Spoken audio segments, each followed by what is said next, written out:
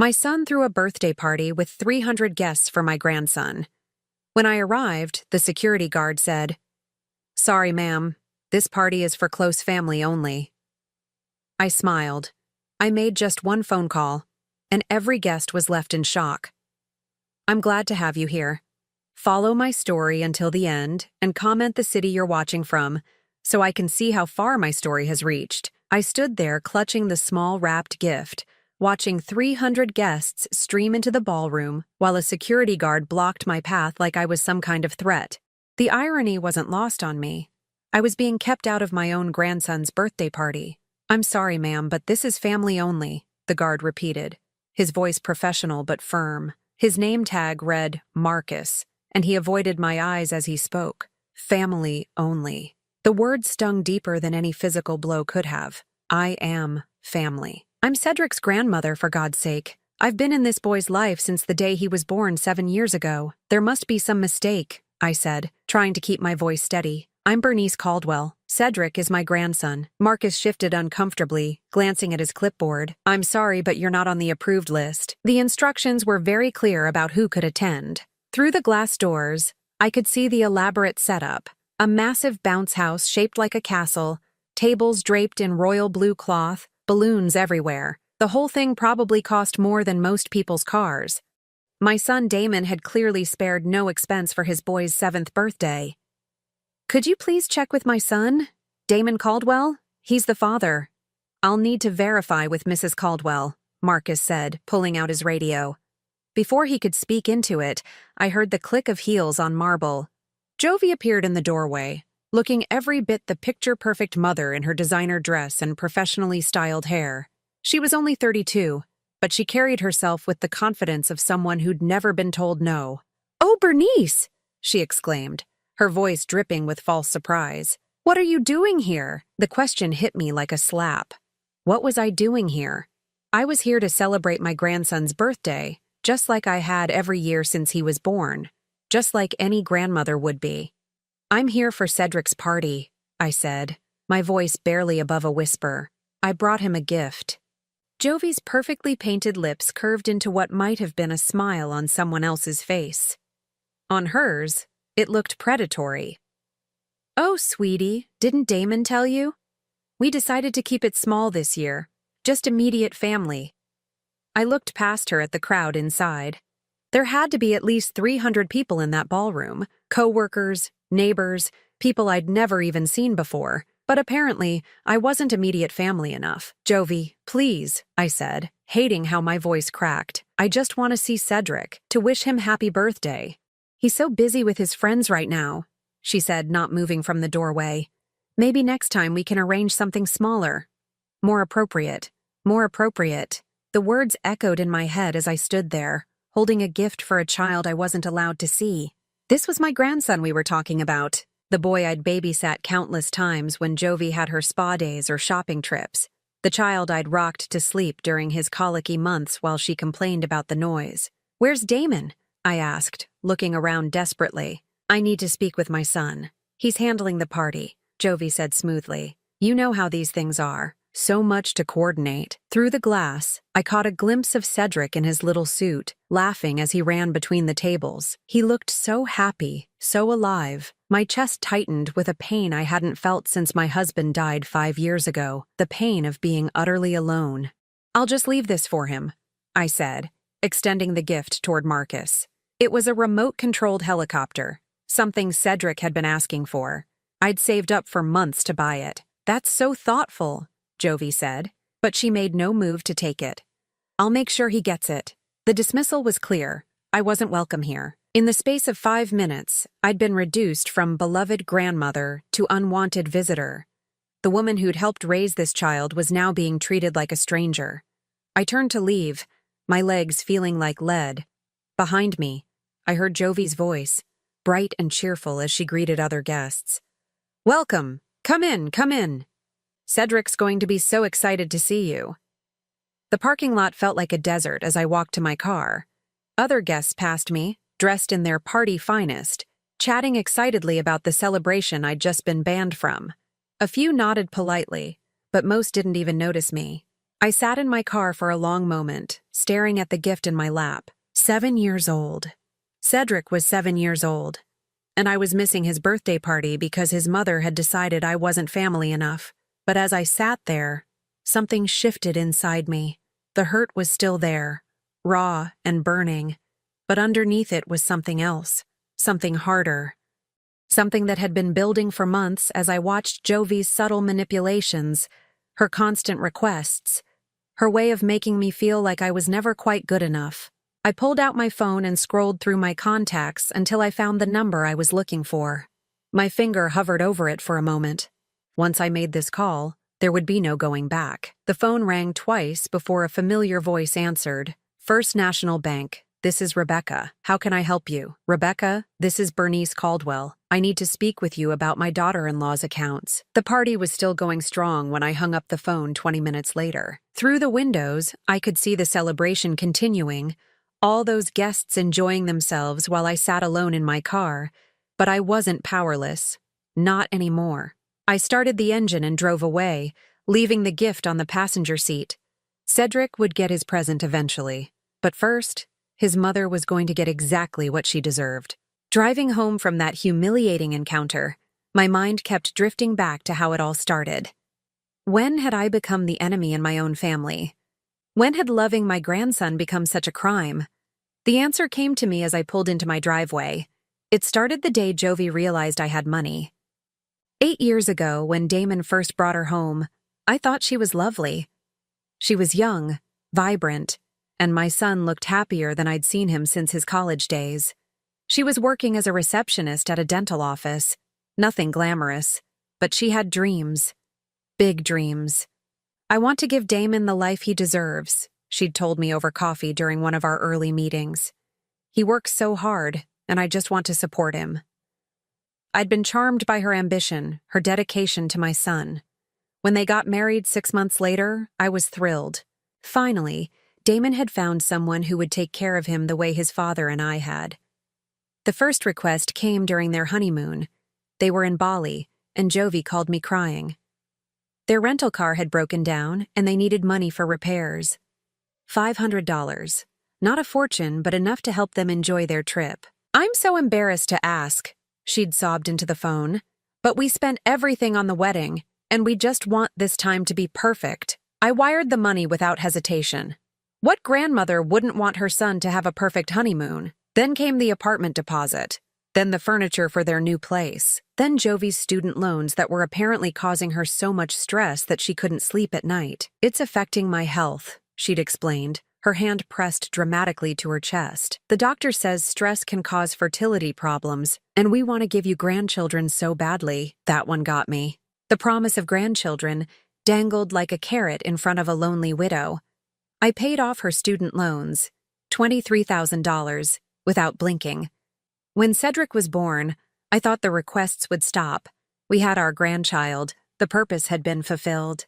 But pregnancy had been expensive, Jovi explained. The medical bills were overwhelming, even with insurance. I hate to ask, she'd said, bouncing baby Cedric on her hip, but we're drowning here. The last thing we want is for money stress to affect our son's environment. Another $12,000. For my grandson's well-being, she said. The pattern was so gradual, so carefully orchestrated, that I didn't see it at first. There was always a reason, always a crisis, always something that threatened the happiness of my son and grandson, and I was always the solution. Cedric's daycare was too expensive. Could I help with that? Just temporarily, until Jovi found a better job. 2 years later, I was still paying $800 a month. Their apartment was too small for a growing family. The mortgage company needed a co-signer with better credit. Could I help them get the house they wanted? It was for Cedric, after all. He needed a yard to play in. I co-signed for a house that cost more than I'd ever dreamed of living in. When they struggled with the payments, I covered the difference. When they needed new furniture for the bigger space, I helped. When the roof needed repairs, when the car broke down, when Jovi's mother got sick and needed money for treatment, I was always there. But it wasn't just the money. It was the way she asked for it. The tears, the desperate phone calls. The way she made me feel like I was the only person in the world who could save my family from disaster. "You're such a blessing," she'd tell me, her voice thick with emotion. "I don't know what we'd do without you. Cedric is so lucky to have a grandmother who cares so much." The praise felt good. After years of being alone, of feeling useless in retirement, suddenly I had purpose again. I was needed. I was helping to build a better life for my grandson. But somewhere along the way, the gratitude started to feel hollow. The emergencies became more frequent, more expensive. And Jovi's attitude toward me began to shift. It started with small comments. "You spoil him too much," she'd say when I brought Cedric toys. "We're trying to teach him about earning things." Then came the criticisms about my parenting advice. "Things are different now," she'd explain with a patronizing smile. "We have newer information about child development." Gradually, my babysitting duties were reduced. "We want to establish better routines," Jovi explained. "It's nothing personal."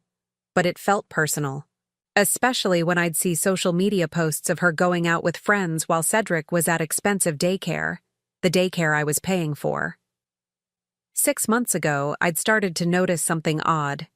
Jovi's spending had increased dramatically. Designer handbags, expensive clothes, weekly salon appointments. She'd joined an exclusive gym, started taking art classes, bought a luxury car. "Damon's doing so well at work," she'd explained when I commented on her new lifestyle. "We can finally afford some nice things." But I knew what Damon made. I'd helped him negotiate his salary when he got the promotion. The math didn't add up. That's when I started asking questions.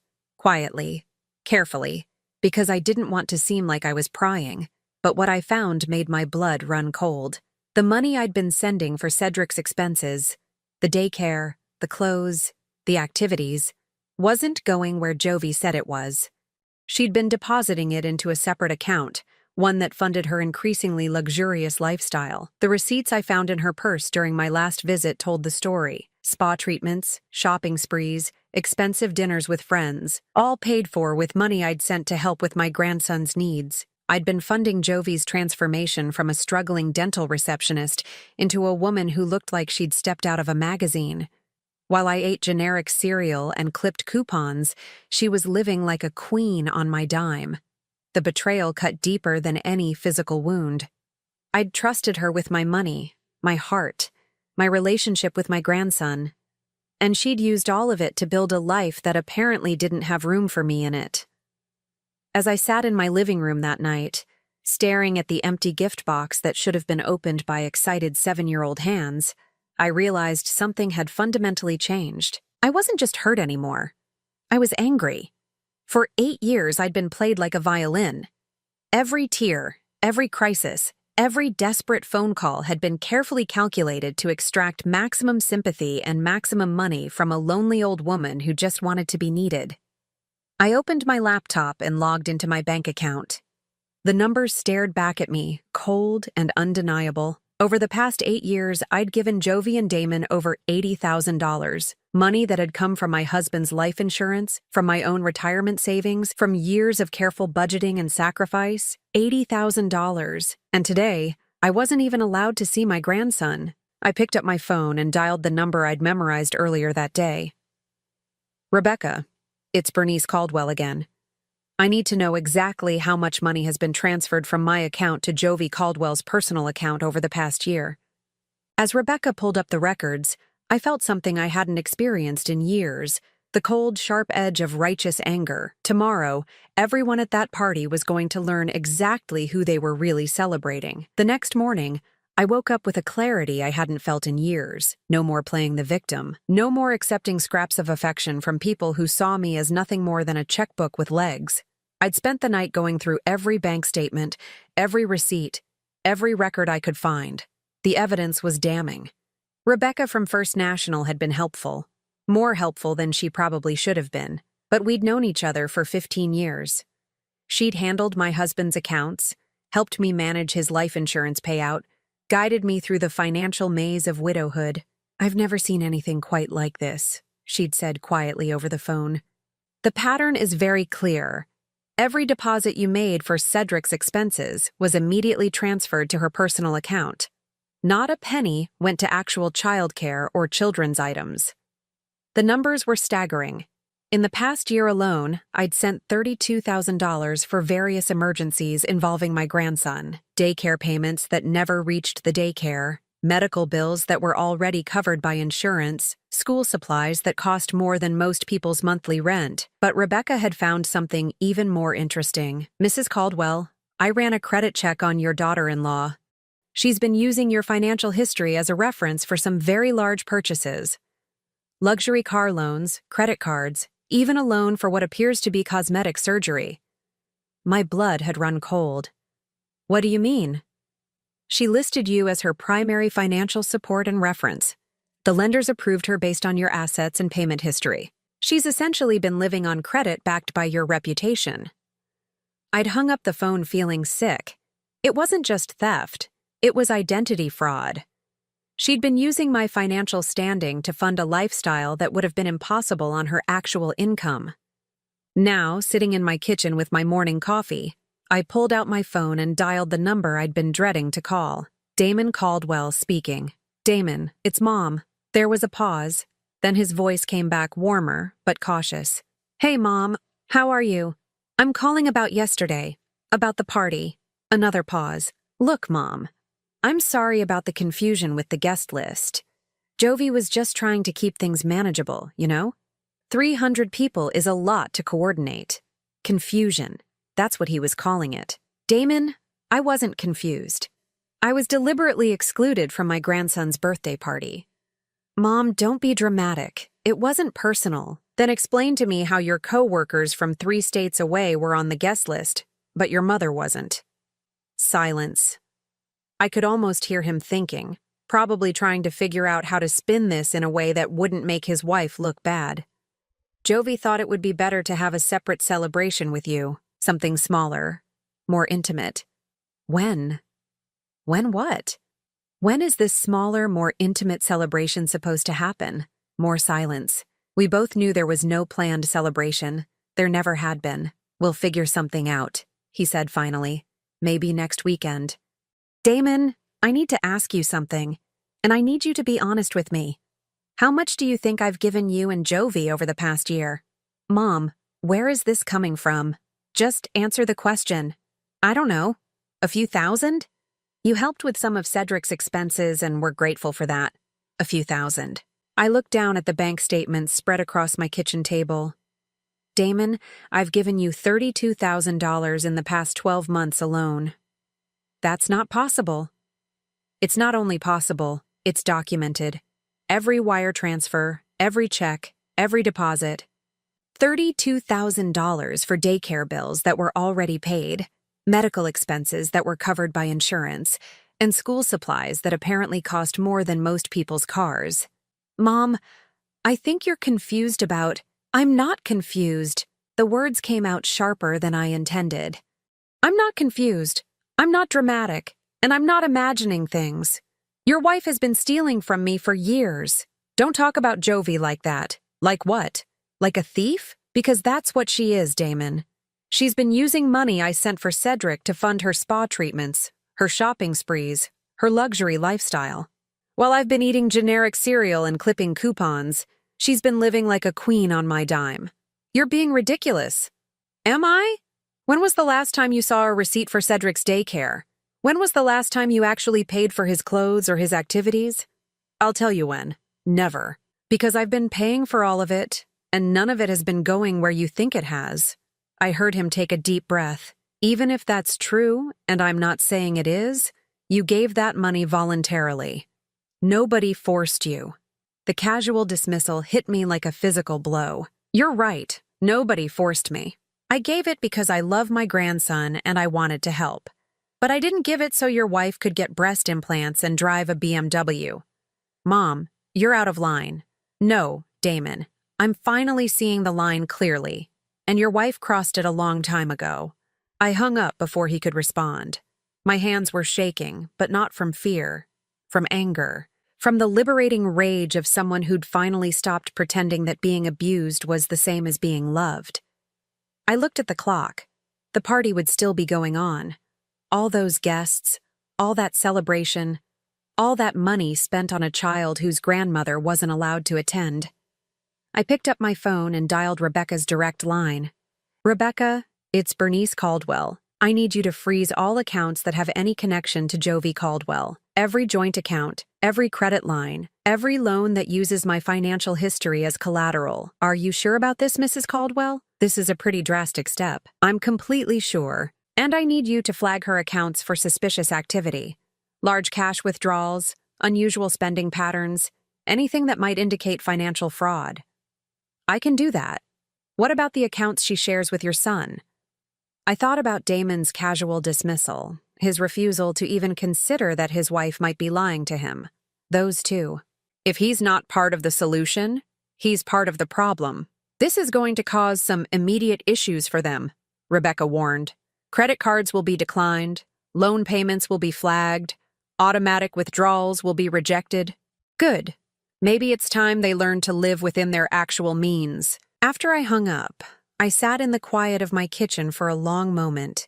In the span of 24 hours, I'd gone from being the family's secret ATM to cutting off their financial lifeline completely. There would be consequences. There would be angry phone calls, accusations, probably threats. But for the first time in years, I felt like I was in control of my own life.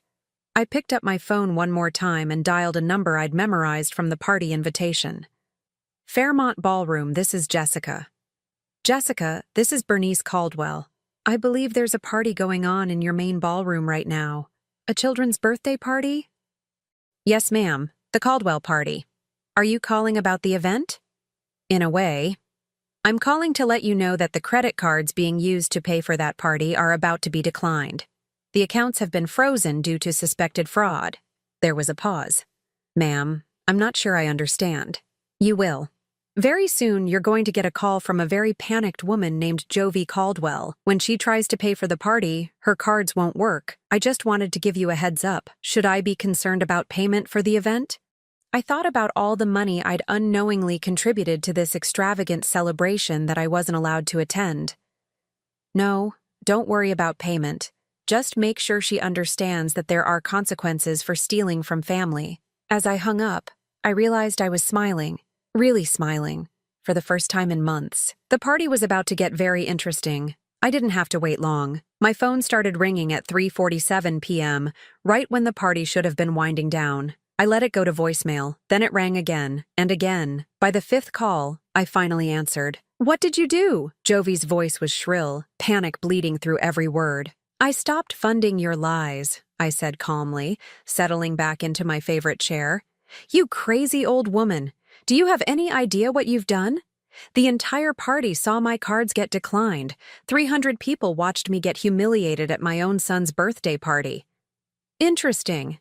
I was humiliated yesterday too, but you didn't seem to care much about that. This is completely different. You embarrassed me in front of everyone. The catering company is threatening to call the police. The event coordinator is holding my jewelry as collateral until we can pay. I had to admire the dramatic flair. Even in crisis, Jovi knew how to play the victim. Maybe you should have thought about that before you decided to steal from me. I never stole anything from you. Everything you gave us was voluntary. Was it voluntary when you lied about where the money was going? Was it voluntary when you told me Cedric needed new school clothes while you were getting Botox injections? Silence. Then, in a voice that was trying very hard to sound reasonable, Bernice, I think there's been a misunderstanding. Why don't you come over and we can talk about this like adults? I'm not interested in talking to you, Jovi. I'm interested in getting my money back. Your money? You gave that money to help your grandson. And how much of it actually went to my grandson? How much went to his daycare, his clothes, his activities? I'll tell you how much. 0. Every penny went into your personal account so you could play dress up and pretend to be something you're not. I heard her take a shaky breath. You're going to destroy this family over money? I'm not destroying anything. I'm simply refusing to fund your fantasy life anymore. Damon won't stand for this. He'll never forgive you for what you've done. What I've done? What I've done is discover that my daughter-in-law has been committing fraud for years. What I've done is learn that the woman I trusted with my grandchild's well-being has been stealing from me while keeping me away from him. You don't understand the pressure I'm under. Do you know what it's like trying to fit in with Damon's colleagues? Trying to make sure Cedric doesn't look poor compared to his classmates? I did this for the family. You did this for yourself. And you got caught. Another long pause. When she spoke again, her voice was different, colder. You're making a mistake, Bernice. A very big mistake. Is that a threat? It's a warning. You think you can just cut us off and everything will go back to normal? You think Damon will choose you over his wife? You think you'll ever see Cedric again? The words hit their mark, and she knew it. You can't keep me from my grandson forever. Can't I? I've been doing it for months, and you didn't even notice. You think yesterday was the first time I've kept you away from him? My blood turned to ice. What are you talking about? Oh, Bernice. Sweet, naive Bernice. You think those canceled playdates were coincidences? You think Cedric just happened to be busy every time you wanted to visit? I've been erasing you from his life slowly, carefully, so you wouldn't notice. And it worked beautifully. You're lying, am I? When was the last time you actually spent time alone with Cedric? When was the last time he called you? When was the last time he asked about you? I couldn't answer. The truth was too painful to admit. He doesn't even remember you properly anymore, Jovi continued, her voice gaining strength from my silence. To him, you're just the old lady who sends money sometimes. And now that the money's gone, what use are you? Damon won't let you do this. Damon does whatever I tell him to do, just like you did. The difference is, he's not going to wake up one day and realize he's been played. The line went dead. I sat there staring at my phone, her words echoing in my mind like poison. She was right about one thing. I had been played. But she was wrong about something else. I wasn't the same woman who'd been writing checks and accepting crumbs of affection for years. My phone buzzed with a text message. It was from Damon. We need to talk. Tonight, 7 p.m. Our house. Our house. The house I'd co-signed for. The house I'd helped furnish. The house where I was now apparently persona non grata. I typed back, I'll be there. At exactly 7 p.m., I stood on the front porch of the house I'd helped buy, ringing the doorbell like a stranger. Damon answered, his face haggard, his usual confidence nowhere to be seen. Mom, what the hell is going on? Where's Jovi? She's upstairs with Cedric. He's pretty upset about what happened at the party. I followed him into the living room, noting how different everything looked. The furniture was new, expensive. The artwork on the walls cost more than my monthly pension. Even the coffee table books were clearly chosen for show rather than reading. Damon, before we start, I need you to understand something. I didn't do this to hurt you or Cedric. I did it because I was being robbed blind by your wife. Those are some pretty serious accusations. They're not accusations. They're facts. I pulled out a folder I'd prepared. Bank statements, credit reports, receipts I found in Jovi's purse. Every penny I gave you for Cedric's expenses went directly into her personal account. Not $1 went to actual childcare or children's items. Damon took the folder reluctantly, his jaw tightening as he flipped through the pages. Even if this is true, Mom, you can't just freeze our accounts without warning. We have bills to pay, responsibilities. You have responsibilities? What about my responsibility to protect myself from fraud? You're being dramatic. Am I? Your wife just threatened to keep me away from my grandson permanently. She told me she's been manipulating his schedule for months to minimize my contact with him. Does that sound like someone who's grateful for my help? For the first time, Damon looked genuinely uncertain. She wouldn't do that. Wouldn't she? When was the last time I babysat Cedric? When was the last time he came to my house? When was the last time we had any kind of relationship that didn't involve me sending money? Damon was quiet for a long moment, the papers scattered across his lap. The party was important to her. She spent months planning it. With my money she told me was for Cedric's needs. She's a good mother. She's a good actress. There's a difference. Footsteps on the stairs interrupted us. Jovi appeared in the doorway, her earlier panic replaced by cold calculation. She'd changed into something more conservative, her makeup toned down. She looked like a concerned mother and wife, not the desperate woman who'd screamed at me on the phone. "Hello, Bernice," she said softly. "I'm glad you came. I think we need to clear the air. I think we need to clear the accounts," I replied. "Starting with you paying back the money you stole. I didn't steal anything. You gave that money freely. I gave it under false pretenses. That's called fraud." Jovi sat down next to Damon, placing a protective hand on his arm. "Bernice, I understand you're upset. But accusing me of fraud is going too far. Is it? Then explain to me how $32,000 in childcare expenses ended up paying for your spa treatments and shopping sprees. I used some of the money for myself, yes, but that's because I needed to maintain a certain appearance for Damon's career. Image matters in his field. Image matters? I laughed bitterly. You mean the image of a woman who can afford luxury cars and designer clothes on a middle manager's salary? I was trying to help the family move up in the world. You were trying to help yourself. And you used my money to do it. Damon looked between us, clearly struggling with what he was hearing. Jovi, is this true? About the money? It's more complicated than she's making it sound. It's not complicated at all, I said firmly. She lied to you, she lied to me, and she stole from both of us. The only question now is what you're going to do about it. The silence that followed was deafening. I could see the moment when Damon realized that everything I was saying was true, that his perfect wife had been living a lie funded by his mother's retirement savings. How much? He asked quietly. $87,000 over 8 years, I said, including the money she borrowed against my credit and assets without my knowledge. Jovi shot to her feet. You can't prove any of that. I can prove all of it. The bank has records of everything, including the loan applications where you listed me as your primary financial support. For the first time since I'd known her, Jovi looked truly cornered. The mask was slipping, revealing the desperation underneath. Cedric needs stability, she said, her voice rising. He needs a mother who isn't stressed about money, a family that looks successful.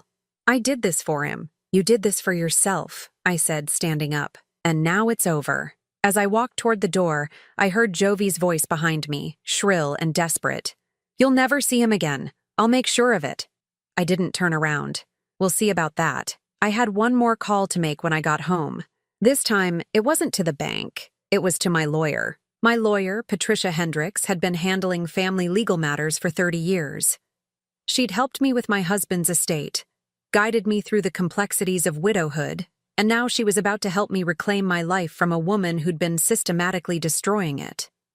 This is extensive, Patricia said, reviewing the documents I'd brought to her office. Financial fraud, identity theft, possible elder abuse charges. Your daughter-in-law has been busy. Can we get my money back? We can try, but more importantly, we can make sure she faces consequences for what she's done.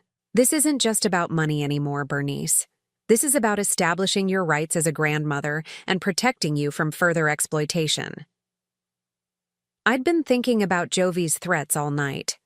Her casual admission that she'd been keeping me from Cedric for months. Her promise that I'd never see him again. The cruelty of it was breathtaking. She's threatened to cut off my access to my grandson completely. She can't do that without legal cause. Grandparents have rights, especially when there's evidence of parental misconduct. And trust me, financial fraud qualifies as misconduct. Patricia leaned back in her chair, studying me with shrewd eyes. But I have to ask, Bernice, are you prepared for what this is going to do to your relationship with your son? This won't just affect Jovi. It's going to impact Damon, too. I'd been wrestling with that question all night. Damon had chosen to defend his wife even when faced with evidence of her lies. He'd dismissed my concerns, minimized my pain, and treated me like I was the problem. My relationship with Damon is already damaged, I said quietly. Maybe it's time he learned that enabling his wife's behavior has consequences too. All right then, let's start with a formal demand letter. Full restitution of the fraudulent charges, plus interest and legal fees. If she refuses, we file criminal charges. How long will this take? Depends on how smart she is. If she's smart, she'll settle quickly and quietly. If she's not. Patricia smiled grimly. Well, fraud cases tend to get a lot of media attention, especially when they involve grandparents being exploited by their own families. I left Patricia's office feeling more hopeful than I had in months. For the first time in years, I had someone in my corner who understood that what had happened to me wasn't just unfortunate. It was criminal. The letter was delivered to Damon and Jovi's house the next morning. By noon, my phone was ringing. Mom, what the hell is this? Damon's voice was strained, exhausted. It's a demand for restitution. Your wife stole from me and I want my money back. She didn't steal anything. You gave that money willingly. I gave it based on lies. That's fraud, Damon. And if you can't see that, then you're part of the problem. You're going to destroy our family over money? I'm not destroying anything. I'm protecting myself from people who see me as nothing more than a source of funding. That's not fair. Jovi loves you. Jovi loves my bank account. There's a difference. I heard muffled voices in the background. Then Jovi's voice came on the line. Bernice, this is getting out of hand. We need to sit down and work this out like family. We tried that yesterday. You threatened to keep me away from my grandson permanently. That doesn't sound like family to me. I was upset. I said things I didn't mean. You meant every word, just like you meant it when you systematically erased me from Cedric's life while taking my money. I never tried to keep you away from Cedric. Then explain to me why every playdate got canceled, why every visit got postponed, why I haven't spent time alone with my grandson in 6 months. Silence. Then, in a voice that was trying very hard to sound reasonable, Bernice, I think you're remembering things differently than they happened. Am I? Then let me talk to Cedric, right now. Put him on the phone. He's at school. It's Saturday. Another pause. He's at a friend's house. What friend? You don't know him. I'd like to know him. I'd like to know all of Cedric's friends. I'd like to be part of his life the way grandmothers are supposed to be. You are part of his life. When? When am I part of his life? When I'm writing checks? When I'm solving your financial emergencies? When exactly do I get to be a grandmother instead of a bank? You're being unreasonable. I'm being realistic. And here's some more reality for you. You have 72 hours to respond to my lawyer's letter. If you don't, we file criminal charges. You wouldn't dare. Try me. I hung up and sat in the quiet of my house feeling strangely calm. The die was cast. There was no going back now. The next call came from someone I hadn't expected. Damon's older sister, Michelle. She lived in Portland and rarely got involved in family drama, but apparently this was big enough to get her attention. Bernice, what's going on? Damon called me completely hysterical. Something about lawsuits and money? I explained the situation as calmly as I could, walking her through the evidence, the pattern of lies, the systematic exclusion from my grandson's life. I had no idea it was this bad, Michelle said when I finished. I mean, I knew Jovi was high maintenance, but this. Did you know she was keeping me away from Cedric? I wondered why you never mentioned him in our calls anymore. I thought maybe you were just busy. I thought I was being gradually phased out because I wasn't useful anymore. Turns out I was being gradually phased out while still being useful. What do you need from me? The question surprised me. I'm not sure. I guess I just need someone to understand that I'm not the villain here. You're not the villain. You're the victim. And it's about time someone stood up for you. Damon thinks I'm destroying the family. Damon thinks whatever Jovi tells him to think. He always has. I don't want to lose my son.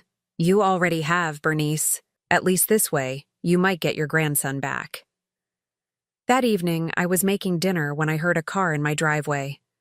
Through the window, I saw Damon's car. He was alone. I opened the door before he could knock. We need to talk, he said without preamble. Come in. He looked around my small living room like he was seeing it for the first time. The modest furniture, the careful decorations, the evidence of a life lived on a fixed income. It was nothing like the house I'd helped him buy, the lifestyle I'd helped him maintain. I found the receipts, he said quietly. What receipts? The ones Jovi tried to hide. The spa treatments, the shopping, the other things. I found them in her car. I sat down slowly. How much? Thousands. Tens of thousands. All charged to credit cards I didn't know she had. Credit cards backed by my assets. He nodded miserably. She said she was building our credit rating. She said it was temporary. Nothing about Jovi is temporary. She's been planning this for years. I confronted her about the money, about keeping you away from Cedric. She didn't deny it. What did she say? She said you were too controlling, too involved. She said she was protecting our family from your interference. And you believed her? I wanted to believe her. It was easier than admitting that my wife has been lying to me for years. Damon sat down heavily, his head in his hands. I've been such a fool. Yes, you have. But you're not the only one. She fooled me too. What do I do now? You decide what kind of man you want to be. Do you want to be the kind of man who enables his wife's criminal behavior? Or do you want to be the kind of man who protects his family from predators? She's not a predator. She's confused. She's under pressure. She's a predator, Damon. She targeted a lonely widow and systematically exploited her love for her grandson. She didn't do it out of desperation. She did it because she could. The house, the cars, the lifestyle, it's all built on your money. Yes, it is. What happens now? Now you choose. You can keep pretending that what she did was acceptable, or you can help me make sure it never happens again. If I help you, she'll leave me. She'll take Cedric. If you don't help me, you'll lose both of us anyway. The difference is, if you do the right thing, you might earn back some respect from me, and eventually, from your son. Damon was quiet for a long time. Outside, the sun was setting, casting long shadows across my small yard. I need to think about this, he said finally. You have 72 hours. After that, the lawyers take over. He stood up to leave, then turned back. Mom, I'm sorry. I should have seen what was happening. I should have protected you. Yes, you should have. But you didn't. The question is, what are you going to do about it now? After he left, I sat alone in my living room, surrounded by the evidence of a life I'd built slowly, carefully, on my own terms. Tomorrow, I would either get my family back or lose them forever. But either way, I would never again be anyone's victim. 3 months later, I was sitting in my garden watching my grandson play with the remote-controlled helicopter I'd bought him, the same one I'd brought to his birthday party, the party I'd been banned from attending. Grandma Bernice, look how high it goes, Cedric called out, his face bright with excitement. Be careful not to fly it too close to the trees, I called back, smiling at the pure joy on his face. The path to this moment hadn't been easy. After my conversation with Damon, things had gotten worse before they got better. Jovi had fought the restitution demand with every weapon in her arsenal. Tears, threats, manipulation, and finally, desperate legal maneuvering that only made her look more guilty. She'd tried to paint me as a vindictive old woman who couldn't accept that her son had moved on. She'd claimed I was making up the financial abuse, that I was suffering from memory problems, that I was jealous of her relationship with Damon. But Patricia had been right. The evidence was overwhelming. Bank records don't lie, and credit applications don't fabricate themselves. When faced with the possibility of criminal charges, Jovi had finally agreed to settle. The settlement had been comprehensive, full restitution of the $87,000, plus interest and legal fees, dissolution of all financial ties between us, and most importantly, a legally binding agreement that guaranteed my access to Cedric. But the real victory hadn't been financial. It had been watching Damon finally see his wife for what she truly was. The divorce had been finalized last month. Jovi had fought for custody, but her financial crimes had made her case impossible to win.